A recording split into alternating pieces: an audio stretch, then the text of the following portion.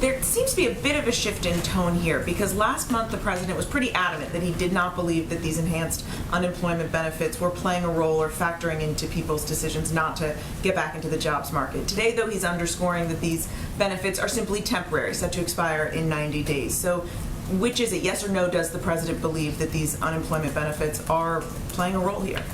Well, I think we shouldn't lose sight of some basic facts here, which is that those governors who have made the decision, as they have every right to do, to pull back on the unemployment benefits, or not accept them, I should say accurately, that hasn't even taken effect in any state across the country. So in terms of how we're evaluating the impact, we haven't even seen the impact yet. That takes effect in June.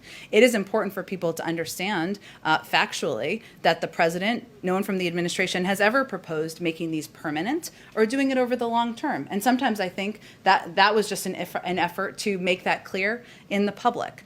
So we understand there's politics at play here. That's okay. Every governor is going to make their own decision. At the end of the day, what we see as the biggest driving factor is vaccines and individuals being vaccinated, feeling safe to go back to workplaces, the fact that childcare centers have rehired, that teachers have gone back to work. Those are all positive signs. And at the end of the day, the president and this administration has created more jobs than any president, any administration in modern American history. So that's kind of how we see the jobs. But based on the data, do you believe that these benefits are having any kind of impact in people deciding not to maybe re-enter the job force right now? Well, again, I think that's a really difficult thing to analyze, given we have created a historic number of jobs in the last 4 months, more than any president in modern American history. So, and the jobs, the UI benefits haven't even been pulled back in any state. So it's a question I'm sure we can have a discussion about in the next couple of months as we see what the impact is on different states, or if that's a factor.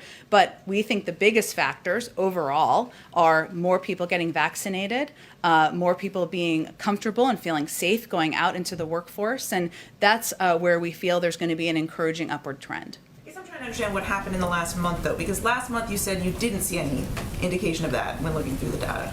I don't think we can evaluate the data that hasn't been applied in states across the country yet. And what we're really talking about from state to state is governors making a decision to pull back on accepting unemployment benefits for 6 weeks or 8 weeks. That's it. It hasn't even started yet.